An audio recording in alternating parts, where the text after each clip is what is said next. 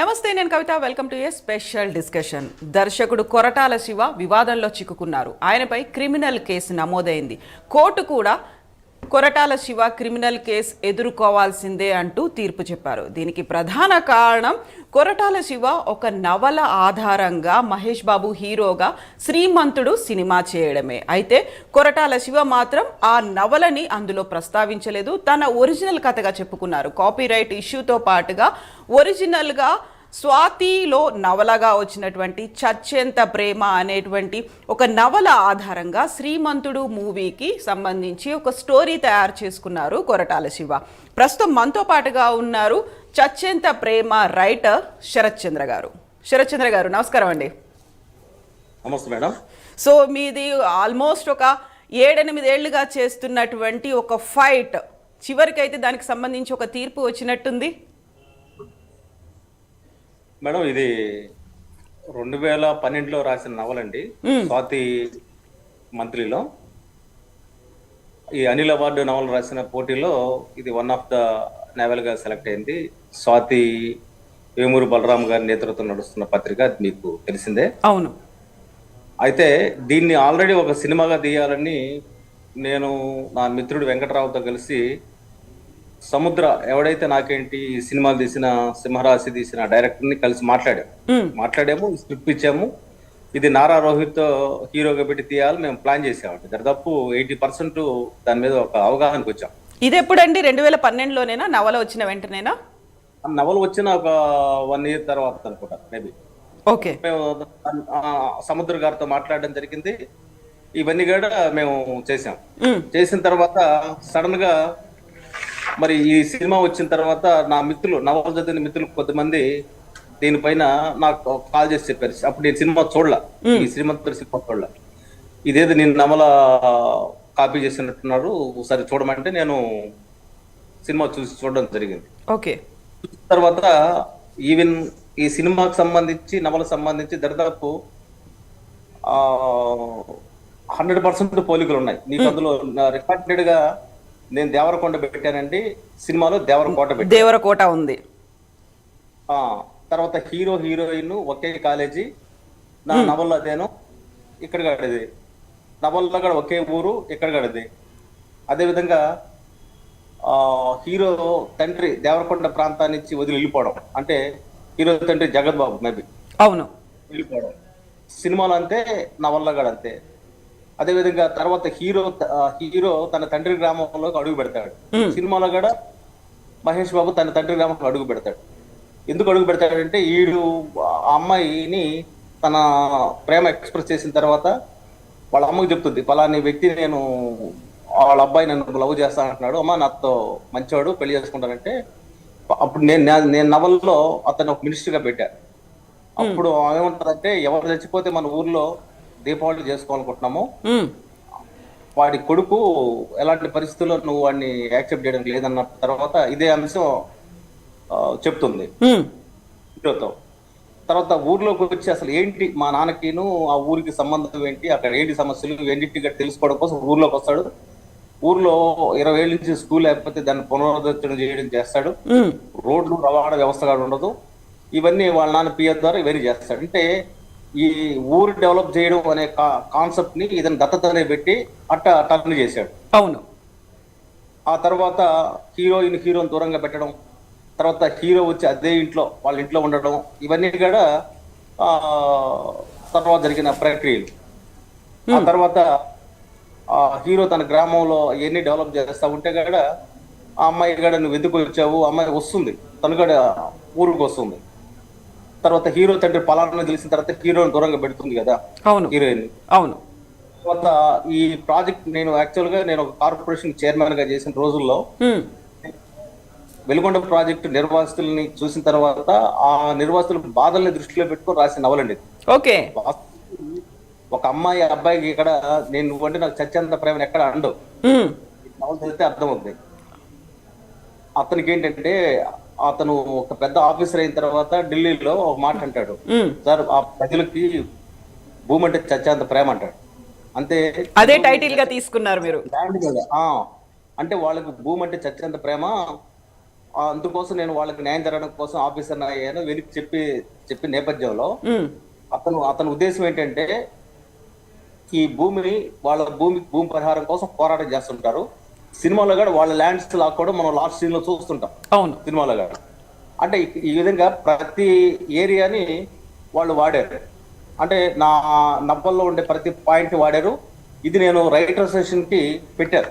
ఉమ్, writer session పెట్టిన తర్వాత దానికి ముందు నేను కొరటాల శివ గారికి నేను ఈ బుక్ పంపించాను. ఫోన్ లో కూడా మాట్లాడాను.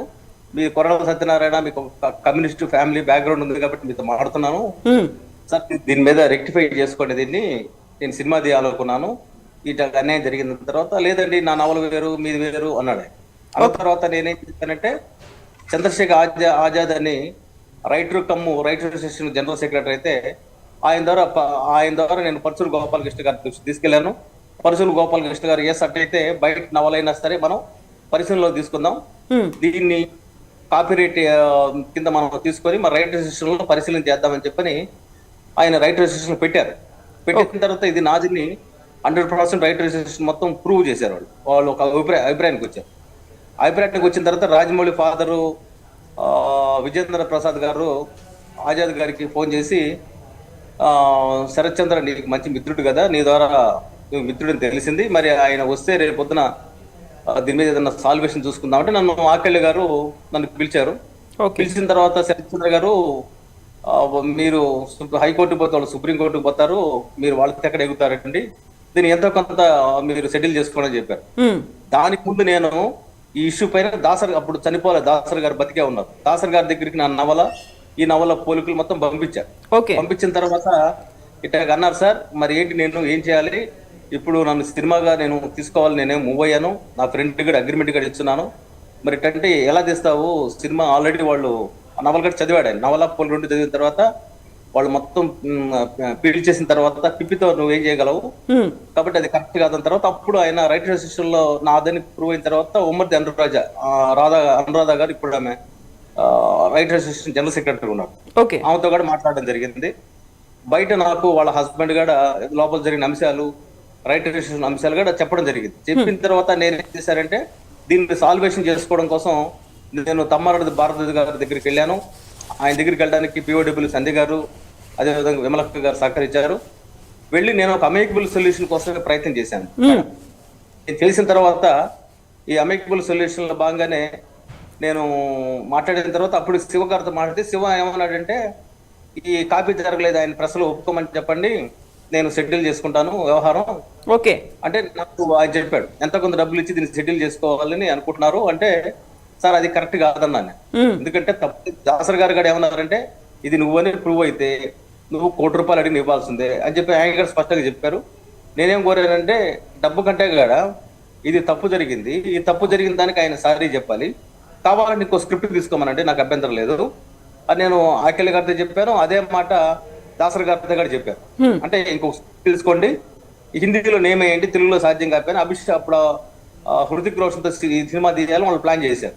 నేను అప్పుడు సిటీ సివిల్ కోర్టు కూడా దీన్ని వేయడం జరిగింది. ఆ తర్వాత వాళ్ళు దానికి ఒప్పుకోక నాది నా రిజిస్ట్రేషన్ రైటర్ అసోసియేషన్ లో మెంబర్ని ఆ రిజిస్ట్రేషన్ ల్యాబ్స్ అయిందనే పేరుతో వాళ్ళు జడ్జిమెంట్ కాపీ ఇవ్వకుండా ఆపేసిన తర్వాత సంజయ్ గారు కూడా పిఓడబ్ల్యూ సంజయ్ గారు కూడా పరశురు గోపాలకృష్ణ గారితో కూడా మాట్లాడడం జరిగిన తర్వాత ఇంకా అది కోర్టుకు నెట్టేసారు. ఎందుకు నెట్టేసేది అనేది సినిమా పెద్దలందరికీ కూడా అందరికీ తెలుసు, ఈ విషయం మొత్తం ఇండస్ట్రీ మొత్తం తెలుసు. నెట్టిన తర్వాత నేను అప్పటి నుంచి పోరాడుతున్నాను. ఆయన క్రిమినల్ కోర్టులో ఈ కేసు నేను ఎస్టాబ్లిష్ చేసిన తర్వాత సమన్స్ పంపించారు. ఎవరికి? మహేష్ బాబు గారికి, అదేవిధంగా కొరటాల శివ గారికి, మన ఎన్ఎన్ నవీన్ గారికి పంపించారు. పంపించిన తర్వాత వీళ్ళు రెస్పాండ్ కల దాదాపు 5-6 నెలలు నేను వెయిట్ చేశాను. అనేక సార్లు వెళ్ళారు వాళ్ళ దగ్గరికి, నోటీసులు వెళ్ళి వాళ్ళు రెస్పాండ్ కాల. ఇవన్నీ జరుగుతున్న క్రమంలో ఫైనల్ గా జడ్జి ఏం చేశారంటే వాళ్ళకి నోటీసులు ఇచ్చి ఇంకా అరెస్ట్ వారెంట్ వచ్చే పరిస్థితుల్లో వాళ్ళు ఏం చేశారంటే హైకోర్టు ద్వారా ఇప్పుడు ఈ సినిమాకి ప్రొడ్యూసర్ ఎవరంటే ఎంబీ క్రియేషన్స్ అధినేత మహేష్ బాబు గారు, అదేవిధంగా ఎన్ఎన్ నవీన్ గారు. నవీన్ ఆయన మైత్రి మూవీస్ ప్రొడ్యూసర్ గా ఉన్నారు. నేను ఈ ప్రొడ్యూసర్ గా కలిపి మహేష్ బాబు నాకు హీరోగా వేయలేదు, యాజ్ ఎ ప్రొడ్యూసర్ గా చూసే నేను ఆయన మీద ఎన్ఎన్ నవీన్ గారి మీద అదేవిధంగా దీన్ని కాపీ కొట్టారని చెప్పడుతున్న మన శివగారి మీద నేను కేసు వేయడం జరిగింది. ఉమ్, వేసిన తర్వాత వాళ్ళు ఏం చేశారంటే అసలు ఎంబీ క్రియేషన్స్ ఇప్పుడు మా ఆధీనంలో లేదు అని చెప్పి పంకట్ల గంగాధర్ అనే గంగాధర్ అనే అతని పేరుతో హైకోర్టుకి వెళ్ళి స్క్వాష్కి వెళ్ళారు. ఓకే. ఆ స్క్వాష్కి వెళ్ళిన తర్వాత దరిదాపు ఒక 1 year 1.5 year ఈ కేసు నడుస్తూనే ఉంది మేడం. నడుస్తున్న తర్వాత ఇప్పుడు అంతకుముందు ఒక జడ్జి గారు దాని జడ్జిమెంట్ ఇవ్వకుండా ఆయన ట్రాన్స్ఫర్ అయిపోయిన తర్వాత ఇప్పుడు తాజాగా ఈ తీర్పు వచ్చింది. ఈ తీర్పు ఈ స్క్వాష్ ఏంటంటే మహేష్ ప్రొడ్యూసర్స్ గా వాళ్ళకి ఏం సంబంధం లేదు, మరి ఇక్కడ క్రైమ్ జరిగింది మేము నమ్ముతున్నాము, నమ్మిన క్రమంలో కొట్టాల శివ గారు క్రిమినల్ కేసు ఎదుర్కోవాల్సిందే అని చెప్పని కోర్టు డెసిషన్ ఇచ్చింది. ఇచ్చిన తర్వాత ఇప్పుడు ఆయన కోర్టుకు రావాలా. అయితే మేము అబ్జెక్షన్ మళ్ళీ ఏం చేస్తున్నామంటే ఎవరైతే ఈ సినిమా ద్వారా లబ్ధి పొందారో ప్రొడ్యూసర్స్ వాళ్ళకి కూడా వాళ్ళకి లైబిలిటీ ఉంటుంది. కాబట్టి వాళ్ళు కూడా ఇది మేము చేపట్టబోయే క్రిమినల్ చర్యల్లో వాళ్ళు కూడా భాగస్వామ్యం కావాలని చెప్పి సుప్రీంకోర్టు తలుపు తట్టబోతున్నాం. ఓకే. అదేవిధంగా శివ గారు కూడా ఆయన క్రిమినల్ కోర్టుకి రావాల్సిందే. తర్వాత ఇక్కడ వ్యాలిడ్ పాయింట్ ఏంటంటే ఇప్పటి వరకు ఆ రోజు రైట్ రిజిస్ట్రేషన్ అని పిలిచినప్పుడు కూడా ఆయన కథ రిజిస్ట్రేషన్ లో కథ లేదు. ఎక్కడో చిన్న ప్రెస్ క్లిప్పింగ్స్ ఇప్పించారు తప్ప కథ అంటూ ఎక్కడ మెన్షన్ చేయలే. అదేవిధంగా సిటీ సివిల్ కోర్టులో కూడా కథ మెన్షన్ చేయలే. ఓకే. అంటే శివ గారు రెడ్ హ్యాండెడ్ దొరికారు. అది అడిగినప్పుడు జడ్జీలు అడిగినప్పుడు ట్రయల్ జరిగింది. నా అడ్వకేట్ గా అంతకుముందు విఆర్ మాచవరం గారు, తర్వాత రాజశేఖర్ గారు, తర్వాత అజయ్ గారు, చల్ల అజయ్ గారు, పవన్ శివకుమారు, దాదాపు 4 న్యాయవాదులు దీని మీద గట్టిగా నిలబడి నాకు అండగా నిలబడి ఫైట్ చేశారు మేడం. చేసిన నేపథ్యంలో ఈ అజయ్ గారు గట్టిగా మాట్లాడడం, తర్వాత ఈ డాక్యుమెంటేషన్స్ ఏమీ లేకపోవడం వల్ల జడ్జి గారు ఒక నిర్ణయం తీసుకున్నారు. నిర్ణయం తీసుకొని ఈ రోజు కొట్టాల శివ గారికి ఈ విధంగా ఆదేశాలు జారీ చేయడం జరిగింది. సో 2015లో సినిమా రిలీజ్ అయింది, అప్పుడే మీరు ఐడెంటిఫై చేశారు. ఆ తర్వాత సినీ ఇండస్ట్రీకి చెందినటువంటి పెద్దలు, మధ్యవర్తుల ద్వారా కొరటాల శివ గారిని రీచ్ అయ్యే ప్రయత్నం చేశారు. బట్ ఎట్ లాస్ట్ ఒక ఫైనల్లీ కోర్టు అయితే ఒక జడ్జిమెంట్ ఇచ్చింది, క్రిమినల్ కేసు ఎదుర్కోవాలనే చెప్పింది. ఇప్పుడు కొరటాల శివ దగ్గర నుంచి వచ్చినటువంటి రియాక్షన్ ఏంటండి? కొరటాల శివ గారికి అప్పుడు కూడా తెలుసండి. ఒకసారి ఎన్టీవీలో దీని మీద డిబేట్ పెడితే ఆయన సర్టిఫికెట్ తీసుకొస్తే ఆయన మాట్లాడుకుంటూ వెళ్ళిపోయాడు. అంటే ఈ విషయంలో తప్పు చేసినట్టుగా కొరటాల శివ గారు ఒప్పుకోవాలనేది మా స్టాండ్. ఎందుకంటే ఇది నేను కేవలం నా కోసం ఫైట్ చేయడం లేదు మేడం. అవును, నేను ఖచ్చితంగా ఇది భవిష్యత్తులో ఏ రైటర్లకు సంబంధించిన మేధో శ్రమ కూడా దోపిడీ జరగకూడదు. ఈ కాపీరైట్ చట్టం కింద ఇతర దేశాలు అయితే ఆస్తులు అమ్మిస్తారు, నేనే ఆస్తులు అమ్మడాల. కనీసం ఒక రైటర్ గా ఇది జరిగింది తప్పు, మేము తప్పు చేసామని చెప్తే ఒక రచనలు చేసే రైటర్స్ కి ఒక సెల్ఫ్ రెస్పెక్ట్ అనేది మిగులుతుంది. అలా కాకుండా మేము కాపీ కొట్టుకుంటా పోతాము, మమ్మల్ని అడిగే వాళ్ళు ఎవరు లేరు, మేము ఏం చేసినా చెల్లుబాటు అవుతుంది అని ఈ ధిక్కార ధోరణి అనేది ఇది రైటర్ల ఆత్మగౌరవం దెబ్బతీసేది. కాబట్టి నా స్ట్రగుల్ ఏంటంటే మేజర్ గా రైటర్లు అంటే లెక్క ఉండాలి, రైటర్ల ఆత్మగౌరవాన్ని కాపాడాలి. వాళ్ళు ఎంతో కష్టపడితేనే ఒక ప్రాజెక్ట్ వస్తుంది, ఒక నావల్ కానీ ఒక కథ కానీ. మీకు తెలుసు బొమ్మరిలో ఒక కథ నుంచి సినిమా వచ్చింది. మరి ఒక కథ రావాలంటే దానికి చాలా ప్రసవ వేదన ఉంటుంది, దానికి అవుట్కమ్ రావడానికి కష్టపడతారు, దానికి అనేక షేడ్స్ ఉంటాయి. మరి ఇంత ఒక రైటరు బాగా ఒక మట్టి ముద్ద ఉంటేనే దాన్ని మనం ఎట్లా విగ్రహం చేయగలం. కాబట్టి వీళ్ళు ఎంత అందంగా చెక్కిన తర్వాత వ్యక్తిగతంగా మహేష్ గారి ఫ్యానే కావచ్చు, కానీ అందంగా చెక్కినా దానికి మూలంగా ఒక కథ ఉండాలి. ఆ హ్యూమన్ ఎమోషన్స్ తోటి భూమితో మనిషికి ఉండే కాంటాక్ట్, అదేవిధంగా పల్లితో ఉండే కాంటాక్ట్, ఇవన్నీ ఈ మానవ సంబంధాలని, అదేవిధంగా ఈ భావజాలాన్ని మొత్తాన్ని నేను ఎస్టాబ్లిష్ చేసి రాసిన నవల్ని నేనే సినిమా తీయాలనుకున్నప్పుడు జరిగిన ఈ అన్యాయానికి ఎవరు సమాధానం చెప్తారు? అందుకే సినిమా పెద్దలు దాసర్ గారు పోయిన తర్వాత పట్టించుకునే దిక్కుగా లేని పరిస్థితి ఒకటి ఉంది. ప్రసన్న గారు ఒకసారి మాట్లాడారు, ప్రత్యక్షంగా నాతో కూడా మాట్లాడారు, నీకు అన్యాయం జరిగింది అన్నారు. అందరూ అన్యాయం జరిగింది అన్న వాళ్ళే, కానీ ఎక్కడ న్యాయం జరగాలనే దగ్గర ఇప్పటిదాకా క్లారిటీ లేదు. బయట వచ్చిన నవల కూడా దీన్ని మేము పరిగణలోకి తీసుకొని న్యాయం చేద్దామని పరశుడు గోపాలకృష్ణ గారు కూడా అన్నారు. అన్న తర్వాత నేను చెప్తున్నాను, నాకేంటంటే ఇప్పుడు కోర్టుకి వేసిన 7 ఏళ్ళలో కూడా ఇంకా వాళ్ళు ముందుకెళ్తారు, ఇంకొక 5 ఏళ్ళు 6 ఏళ్ళుగా నడపాలనుకుంటారు వాళ్ళు. కానీ సినిమా ఇండస్ట్రీ మొత్తం పెద్దలందరూ కూర్చొని దీని మీద ఇటువంటి తప్పు జరిగిందని మీరు ఫీల్ అయ్యారు. మీరు ఆల్రెడీ డెసిషన్ జరిగింది, మీ దగ్గర రైటరైజేషన్ లో స్పష్టత ఉంది. సినిమా రైటరైజేషన్ లో ఉన్నప్పుడు రైటర్లు కోర్టు చుట్టూ ఎటు చెప్తారండి? నాకు 4 లాయర్లని మెయింటైన్ చేయాలంటే చిన్న విషయమా? ఆ తర్వాత మహర్షి సినిమా నేను రాసిన సమాహారం కథ కాపీ అయితే నేను ఇన్నిటికి నేను కోర్టు చుట్టూ తిరగలేక ఆగిపోయా. బట్ ఇప్పుడు ఈ ఆత్మవిశ్వాసంతో దానికంటే మహర్షి సినిమా మీద కానీ వెళ్ళబోతున్నాను. ఎందుకంటే అక్కడ కూడా అమెరికా నుంచి తన స్నేహితుడు తన స్నేహితురాలు ఆత్మహత్య చేసుకుంటే ఒక రైతు కూతురు ఎందుకు ఆత్మహత్య చేసుకున్నాను వచ్చి రైతుల కోసం మద్దతుగా చేసిన పోరాటం అది సమాహారం కథగా వచ్చింది, నబీలో వీక్లీలో కథగా వచ్చింది. ఓకే, అంటే అది ఎప్పుడు వచ్చిందండి? ఈ సమాహారం ఎప్పుడు వచ్చింది? ఎందులో వచ్చింది ఇది? సమాహారం అనే కథ నబీ వీక్లీలో వచ్చింది, నబీలో వచ్చిన కథ అండి ఇది. ఆఖరిలో మహేష్ బాబు చెప్పిన స్పీచ్ అంతా ఆ కథలో ఈ తర్వాత మీకు లైవ్ తర్వాత కూడా మీకు కథ పంపిస్తాను, చదవండి మేడం. డెఫినెట్ గా రైటర్ ఎంత నిస్సహాయంగా నిలబడిపోతాడంటే, ఇప్పుడు నేను ఈ కేసు మీద నేను హైదరాబాద్ లో సిటీ సివిల్ కోర్టు తిరిగాను, క్రిమినల్ కోర్టు తిరిగాను, మరి హైకోర్టు తిరిగాను, మరి ఇన్ని నా టైం అంతా దీనికోసం ఫీల్ చేయలేను కదా మేడం, అందుకని అక్కడ ఆగిపోయాను. కానీ బట్ ఈ హైకోర్టు ఇచ్చిన తీర్పు వల్ల రైటర్లకి ఒక ఆక్సిజన్ వచ్చినట్టుగా అయ్యింది అది. కాబట్టి దీన్ని బేస్ చేసుకుని దాని మీద నేను ఫైట్ చేస్తాను. నేను బేసిక్ గా చేసే ఫైట్ ఏంటంటే అండి, దీనికి ముందుగా మేడం ఈ సబ్జెక్ట్ మీద నరేష్ గారితో కూడా మాట్లాడా. ఓకే, ఎంఎస్ రాజు నా మిత్రుడు ఉంటే ఆ మిత్రుడు నరేష్ గారితో కూర్చొని మాట్లాడితే నరేష్ గారు కూడా కృష్ణ గారికి చెప్పారు. కృష్ణ గారికి చెప్పిన తర్వాత ఆయన విజయ నిర్మల గారికి చెప్పారు. తర్వాత నమ్రత శిరోద్కర్ గారి దగ్గరికి ఇష్యూ వెళ్ళిందని విన్నాను. బట్ నమ్రత శిరోద్కర్ గారు లైట్ గా తీసుకున్నారు. తర్వాత కోర్టులో ఉంది కదా ఇష్యూ అని చెప్పి దాటేశారు. నేనేమంటానంటే, కోర్టు మా దగ్గర డబ్బులు ఉన్నాయి. ఇప్పుడు అవతల అడ్వకేట్ ఎవరండి? నిరంజన్ రెడ్డి గారు, జగన్మోహన్ రెడ్డి గారి కేసులు వాదించే వ్యక్తి, రాజ్యసభ సభ్యుడు. ఆయన ఎదుర్కోవాలంటే సాధారణ రైటర్లకు సాధ్యం అవుతుందండి. అదేవిధంగా ఆయన ఎదుర్కొనే లాయర్లు పెట్టాలంటే కూడా మాకు చాలా కష్టం, చాలా పెయిన్, చాలా డబ్బులు ఖర్చు పెట్టాల్సి వస్తుంది. ఒక్క లాయర్కి ఒక్కసారి సిట్టింగ్ డబ్బులు ఇవ్వాల్సిన పరిస్థితి వస్తుంది. కానీ అయినప్పటికీ కూడా వాళ్ళందరూ నా దగ్గర నుంచి డబ్బులు ఆశించకుండా నాకు పనిచేసిన అడ్వకేట్స్ అందరూ కేవలం నాకు అన్యాయం జరిగిందన్న ఉద్దేశంతో న్యాయం చేయాలని వాళ్ళంతా నాకు అండగా నిలబడ్డారు. కాబట్టి ఈ సందర్భంగా నా కేసు విషయంలో వాదించబడ్డ ప్రతి లాయర్కి నేను రుణపడే ఉన్నాను. అయితే వాళ్ళందరూ కాన్సెప్ట్ కూడా ఏంటంటే, తాజాగా సుప్రీంకోర్టుకి వెళ్ళి ఒక సీనియర్ అడ్వకేట్ చౌదరి గారు కూడా ఆయన టేకప్ చేసి మొత్తం చూసి ఆయన కూడా నేను సుప్రీంకోర్టుకి కూడా ఆయన వాదించడానికి సిద్ధంగా ఉన్నాడు. అంటే ఇక్కడ నేనేమంటానంటే, న్యాయవాదులు నిలబడ్డారు. నాకు డబ్బుల కోసమే కాకుండా ఇక్కడ ఈ అబ్బాయికి అన్యాయం జరిగింది, ఈయనకి అన్యాయం జరిగింది, మనం సపోర్ట్ చేయాలి అని నిలబడ్డారు. అందుకని ఏంటంటే, ఎప్పుడైనా సరే రైటర్కి, ఒక కామన్ రైటర్కి సపోర్ట్గా నిలబడడం అనేది సొసైటీ నుంచి ఒక మంచి అప్రిసియేషన్. అందుకే నేను శివగారితో ఇది సాల్వ్ చేసుకుందామని నేను దరిదాపు ఒక 2 నెలలు ప్రయత్నం చేశానండి.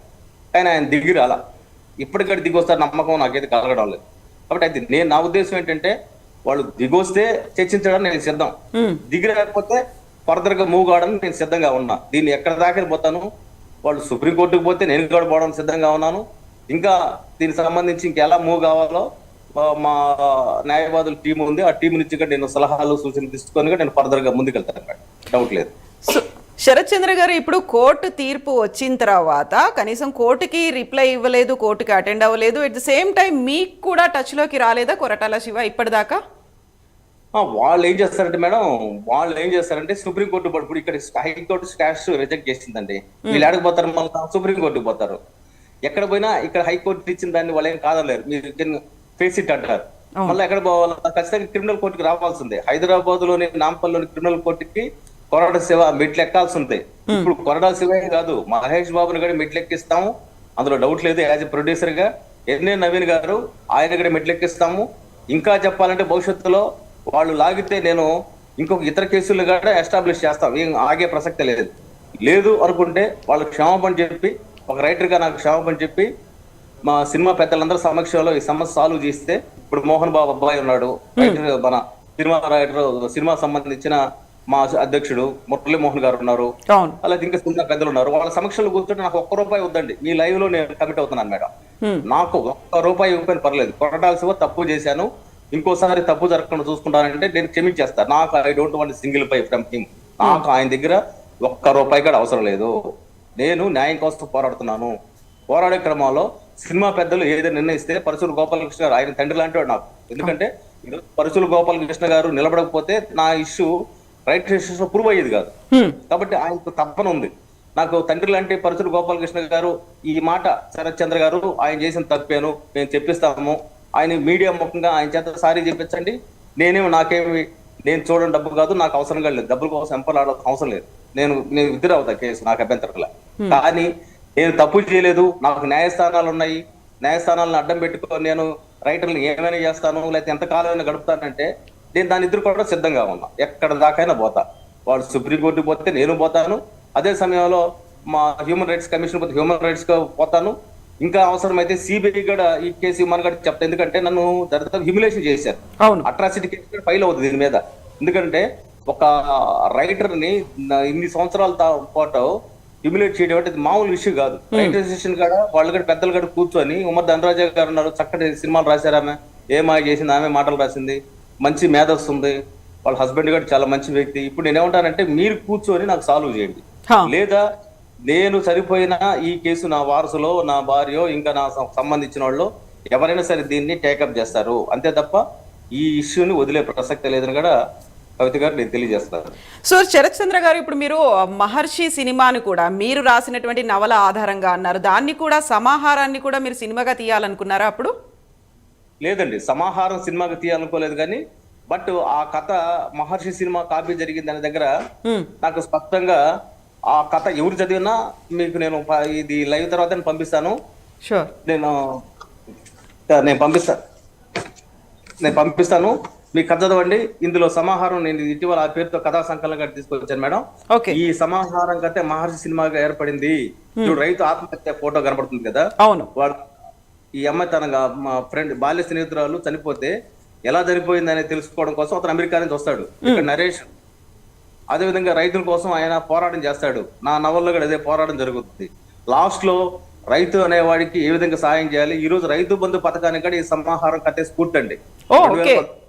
కథ ఈ రైతు బంధు పథకం నేను రైతు నిధి పెట్టాను, వీళ్ళు రైతు బంధుని పెట్టారు.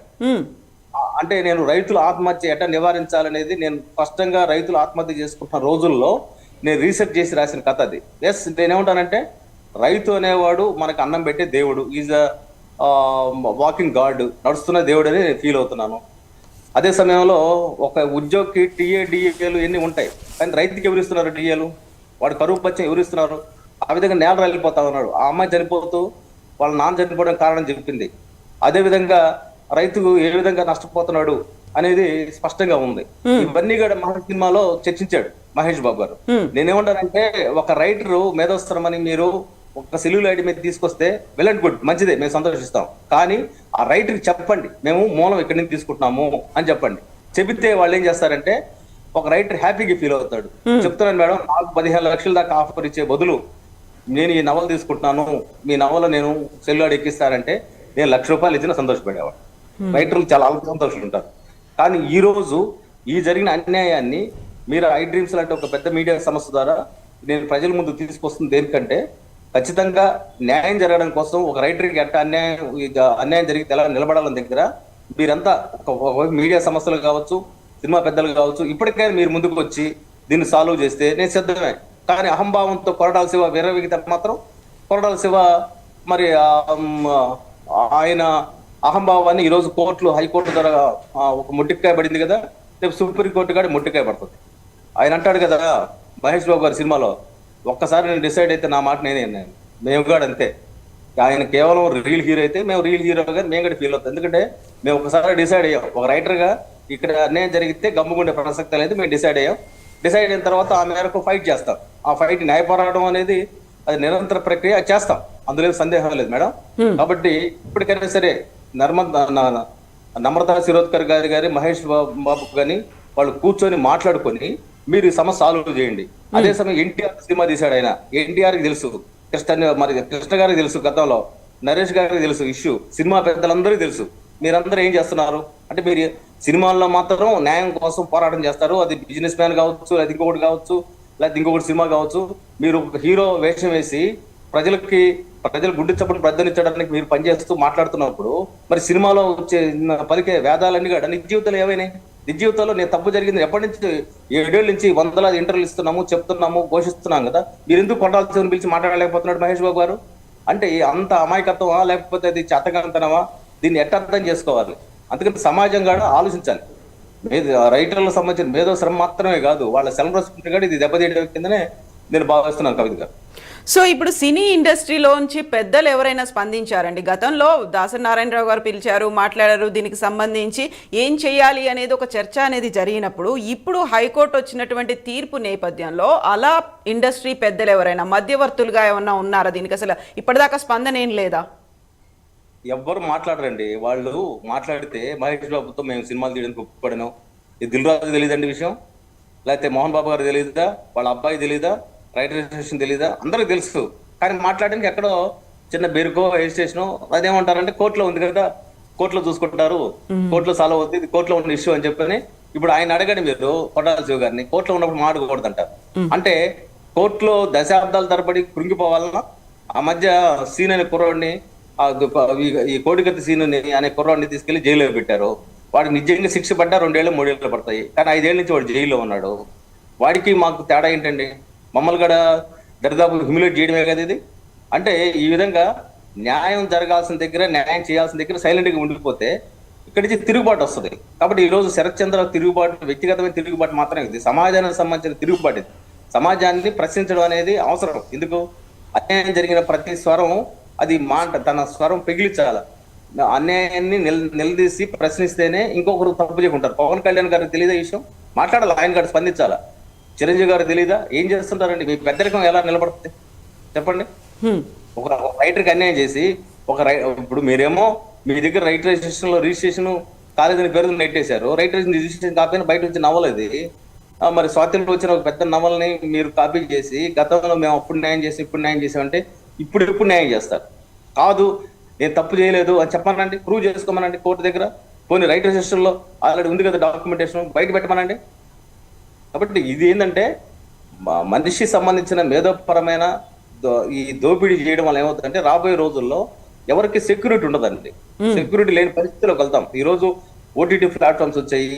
ఒక మంచి స్క్రిప్ట్ తయారు చేసుకొని ఒక యువ రచయిత ఒక నిర్మాతకు చెప్తే ఆ నిర్మాత ఈ రైటర్ పక్కన పెట్టి వాడు సినిమా తీసుకుంటే వాళ్ళ పరిస్థితి ఏంటి? అనేక సందర్భాలు, అనేక సంఘటనలు బయటకు వస్తున్నాయి కదా, 1 by 1 వస్తా ఉన్నాయి కదా. ఎంతకాలం ఇట్లా లాగుతారు మీరు? అంటే రైటర్స్ కి న్యాయం జరిగే విషయంలో అందరూ 24 క్రాఫ్ట్స్ అంతా కూడా ఏకం కావాలంటున్నారండి. మీరు 1 day మీరు డౌన్ చేయండి మీ పనులు. ఒక రైటర్కి అన్యాయం జరిగితే మీరు మాట్లాడలేకపోతే ఇంక మరి మన మనుషులు అనుకోవడానికి అర్థం ఏముంది? ఒక కాకు చేస్తే 100 కాకులు అరుస్తాయి. ఒక రైటర్కి అన్యాయం జరిగితే ఎవరు మాట్లాడరా? రైటర్ అనేవాళ్ళు లేకపోతే కాన్సెప్ట్ ఎలా వస్తుందండి?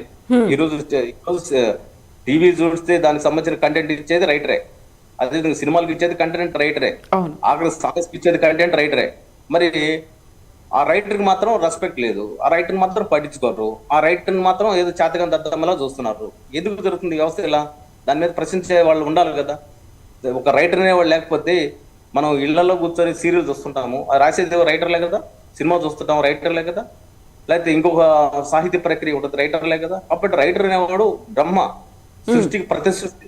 అటువంటి రైటర్ని మనం అగౌరవపరిచి అన్యాయం చేసి వాళ్ళ గౌరవాన్ని దెబ్బతీసామంటే ఖచ్చితంగా మీరు అపర బ్రహ్మల్ని మీరు వాళ్ళని అగౌరవపరిచినట్టు అనేది నాకుండే స్ట్రాంగ్ ఫీలింగ్ అండి. ఎస్ అండి, ఇప్పుడు మనతో పాటుగా త్రిపురనేని చిట్టి గారు కూడా జాయిన్ అవుతున్నారు. త్రిపురనేని చిట్టి గారు. ఎస్. సో శరత్ చంద్ర గారు, ఇప్పుడు ఒక మేధో సంపత్తి, అది కొన్నేళ్ల తరబడి మీరు దాని గురించి ఆలోచించి శ్రమ చేస్తే తప్ప అదొక ఫార్మేట్ రూపంలో రాదు, ఒక నవల రూపంలో రాదు. దానికి 2012 అంటే ఎంత టైం పట్టిందండి మీకు ఆ నవల తీసుకురావడానికి? నవల రాయడానికి నాకు ఒక 5 నెలలు 6 నెలలు పట్టిందండి. ఈ నవల జరుగుతున్న స్ట్రగుల్ ని 7 ఏళ్ళు చూస్తున్నాం కదండి.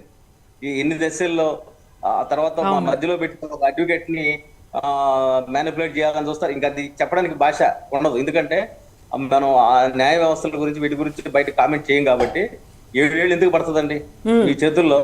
హైకోర్టులో ఇన్ని సంవత్సరాలు ఎందుకు నాన్స్తున్నారు కేసుని? ఎందుకు నాన్చారు? ఇన్ని రోజులు ఎందుకు పట్టింది? ఒక జడ్జి గారు అయితే 7 నెలల పాటు జడ్జిమెంట్ రాసేసి వెళ్ళిపోయాడు ఆయన చెన్నైకి. ఏం జరుగుతుంది తెరానికి? ఏం జరుగుతుంది? దీని మీద కూడా ఒక నవల రాద్దాం అనుకుంటున్నాను. ఎందుకంటే ఎక్కడ ఫెయిల్ అయినా 4th ఎస్టేట్ అట్టా మీరున్నారు. మీరుగా లేకపోతే మాకు సంబంధించిన ఘోష అరణ్య రోదన అవుతుంది. అవును. 4th ఎస్టేట్ ఒకటే రైటర్లకైనా సమాజానికి నిలబడింది ఒకే ఒక వ్యవస్థ, మీడియా వ్యవస్థ. కాబట్టి ఇప్పుడు న్యాయస్థానాల్లో కూడా నెలల తరబడి కేసులు డిలే అయిపోతే దాని అర్థం ఏముందండి? అసలు మహేష్ బాబు మీద మేము కేసేస్తే పంగట్ల గంగాధర్ అనేవాడు ఎక్కడి నుంచి వచ్చాడు? పంగట్ల గంగాధర్కి ఎంబీకి సంబంధం ఏంటి? దాన్ని అడ్డం పెట్టి అప్పట్లో ఈయన కోర్టుకి అటెండ్ కాకుండా వాళ్ళు ఎట్ట వాయిదా ఇచ్చారు, కోర్టు ఎలా ఇచ్చింది, ఇవన్నీ క్వశ్చనీరు కదా. అంటే అసలు మేము వేసిన మహేష్ బాబు ఆయన ఒక్కరోజు కోర్టుకు రాడు, కొట్టాల శివ గారు ఒక్కరోజు కోర్టుకు రారు, నేను మాత్రం కోర్టుకు ఒక 34 సార్లు పోయానండి. అంటే నేను బాధ్యత కోర్టు మెట్లు ఎక్కాలి, వాళ్ళు ఎవరు ఎక్కరండి? వాళ్ళు ఎవరు రారు కోర్టుకి? మరి చట్టం అందరూ సమానం అయితే వాళ్ళు రావాలి కదా. నాకు జరిగిన అన్యాయాన్ని మరి నేను ప్రశ్నిస్తున్నట్టుగానే కోర్టు వాళ్ళని కూడా ప్రశ్నించాలి కదా. అంటే ఈ సిస్టంలో ఇవన్నీ ల్యాబ్స్ మేడం. కాబట్టి నేనేమంటానంటే అల్టిమేట్గా ఎవరికైనా సరే మనం భారతదేశ అంబేద్కర్ రాసిన రాజ్యాంగం ఒకటే మనకు హక్కుగాను, లేకపోతే మన హక్కును కాపాడదానిగా ఉంది. కాబట్టి ఆ రాజ్యాంగం ప్రకారం ఇదిగా లేకపోతే పరిస్థితి ఏంటంటే ఆటవిక న్యాయం అవుద్ది కదా. ఎక్కడైనా సరే ఒక ప్రశ్నించే స్వభావం రైటర్ పోయిన తర్వాత ఏం రచనలు వస్తాయండి సిస్టంలో? మానవ సంబంధాలు బలోపేతం చేసేది సాహిత్యమే కదా. మీరు ఆ నలుగురు సినిమాల దగ్గర నుంచి, ఇంతకుముందు వచ్చిన సినిమాల దగ్గర నుంచి, మన ఎంటర్టైన్ చేసిన గుండమ్మ కథ దగ్గర నుంచి, లేకపోతే మా అన్నిటికీ మూలం మన రచయితల సృష్టే కదా. అటువంటి రచయితలకి అన్యాయం జరిగితే ఆయన చెప్పారు, ఆకేళ్ళ గారు, నా నవల్లో ఒక చిన్న పాయింట్ వాడుకొని నాకు దాసరి గారు ఎంత డబ్బులు ఇచ్చారని. అంటే ఇక్కడ నేనేమంటానంటే ఒక పాయింట్ తీసుకొని ఆయన డబ్బులు ఇచ్చారు, ఇక్కడ నా నవల మొత్తం కంటెంట్ మొత్తం కాపీ చేస్తే ఇక్కడ మేము కోర్టు చుట్టూ తిరుగుతూ ఆవేదన కన్నీళ్లు పెట్టుకుంటూ తిరగాల? ఇది ఎక్కడ న్యాయం అండి? మరి ఒక రైటర్ అనేవాడు ఒక పాత్ర సృష్టించిన, లేదా సమాజానికి ఇప్పుడు ఈనాడు అనే సినిమా తీశారండి, అప్పట్లో పరుచులు ఆయన రాశారు, ఒక మంచి మెసేజ్ వెళ్ళింది, కార్మికుల పక్షాన నిలబడ్డ ఒక పోరాట రూపం వచ్చింది. అదేవిధంగా ఆర్ నారాయణమూర్తి గారు ఉన్నారు, ఆయన రాసిన విప్లవ సినిమాలన్నిటికీ ఆయన సినిమా ఇండస్ట్రీ సంబంధం ఉంది. మేము ఆయన కూడా ప్రశ్నిస్తున్నాం, రాండి ప్రశ్నించండి. కేవలం సెల్లులు ఆయన ప్రశ్నించడం కాదు, మన లోపల ఏం జరుగుతుంది కూడా ప్రశ్నించాలి. నేను మద్దినేని రమేష్ అనే అతని ద్వారా కూడా, అతను మా ఊరు కావాలి వ్యక్తి, దాసరి గారితో మాట్లాడించా. నిజమే రమేష్ పోలికలున్నాయని రమేష్ కి కూడా ఆయన దాసరి గారు చెప్పారంట అప్పట్లో బతికున్న రోజుల్లో. అంటే నేను ఎక్కని మెట్లు లేవు మేడం, ఎక్కని మెట్లు లేవు, దిగని మెట్లు లేవు. మరి నేను రాజకీయాల్లో నేను ఒక కార్పొరేషన్ చైర్మన్ గా పనిచేసినప్పటికి కూడా ఒక సామాన్యుడిగా దీని మీద ఫైట్ చేశాను. ఎందుకంటే ఆ ఫైటింగ్ అనేది కంటిన్యూ కావాలి. రేపు నెక్స్ట్ జనరేషన్ మనం ఏమి ఇచ్చిపోతున్నాం, వేళకాపే రేపైనా చనిపోతాం. కానీ నెక్స్ట్ జనరేషన్ ఎవరు రచయితలు వస్తారు, వాళ్ళ కంటెంట్స్ ఇట్టగానే అపహరణ గురైతే ఈ ఎక్కడ చూస్తాయి? వాస్తవానికి ఈ నవల రాసిన తర్వాత నేనే కొద్దిమంది ప్రొడ్యూసర్లు పంపించా, అది ఎక్కడ లీక్ అయిందో లీక్ అయ్యి దాన్ని వాడారు. అవును, నేను పంపించా. దిల్ రాజు గారు వీళ్ళందరూ వాళ్ళు